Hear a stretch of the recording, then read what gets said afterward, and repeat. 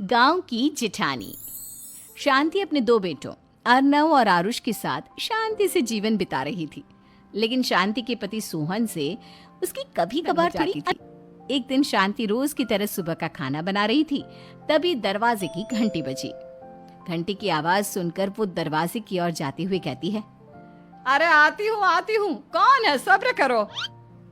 शांति दरवाजा खोलती है तो देखती है कि उसके जेठ मोहनदास सामने खड़े होते हैं। वो सक पकाकर अपना घूंघट करती है और पैर छूकर कहती है, आइए आइए जेठ जी।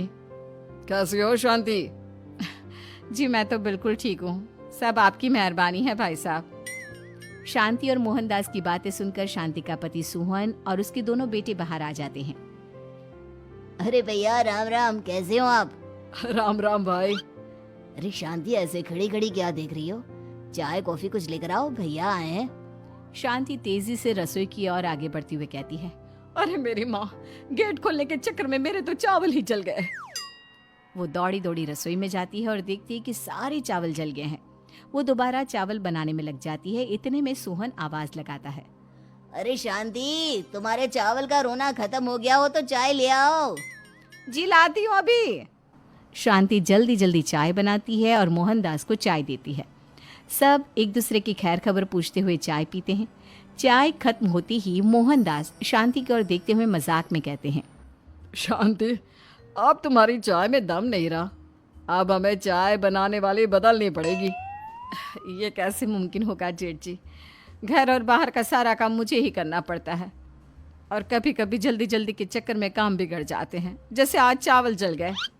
अरे इसी का तो हल लेकर आया हूँ। मैंने रिश्ता देखा है अर्नव और आरुष के लिए।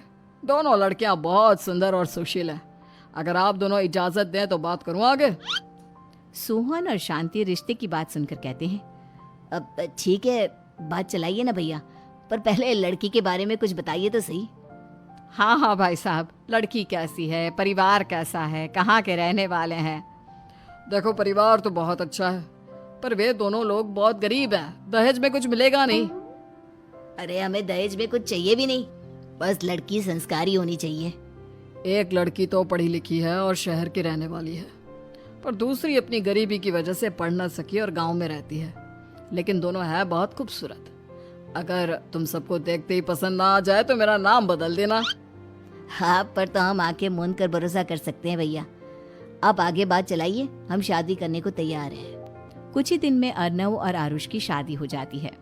आरुष की शादी अनपढ़ लड़की मंजरी से हो जाती है, जो कि बहुत भोली भी होती है, और अर्नव की शादी पढ़ी लिखी लड़की तनुजा से हो जाती है, जो कि घमंडी और चालू होती है।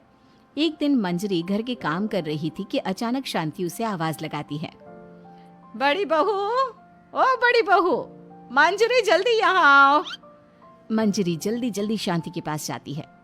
बेटा मेरे पैर दबा दे, बहुत दर्द हो रहा है। जी माँ जी, बस बर्तन धोकर आती हूँ।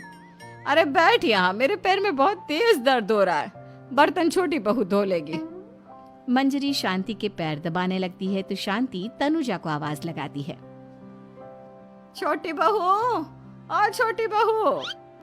तनुजा थोड़ी देर से आराम से चलकर आती है।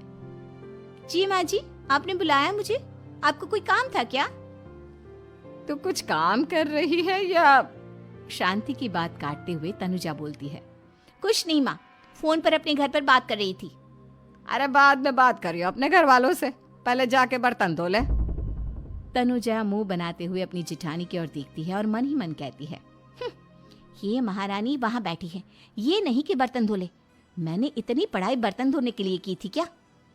तनुजा दांत पीसकर वहां से चली जाती है। अगले दिन सब दफ्तर चले जाते हैं, तभी डाकिया चिट्ठी लाता है। शांति चिट्ठी लेकर मंजरी से कहती है, बड़ी बहू, जरा छोटी बहू को बुलाना, एक चिट्ठी आई है। मेरी तो आंखें कमजोर है तो मुझसे पढ़ा नहीं जाएगा। मंजरी तनुजा के पास जाकर कहती है, तनुजा, तुम्हें माँ जी बुला रही हैं। मुझ पर हुक्म मत चलाओ, काम बताओ काम। अरे मैंने तुम पर कहाँ हुक्म चलाया, और हुक्म चला भी दूंगी तो क्या हुआ, तुम तो मेरी छोटी बहन की तरह हो ना। तुम जैसी अनपढ़, जाहिल और गांव की गवार मेरी बहन नहीं हो सकती। बेचारी मंजरी तनुजा की बात सुनकर अपना सा मुंह लेकर रह गई।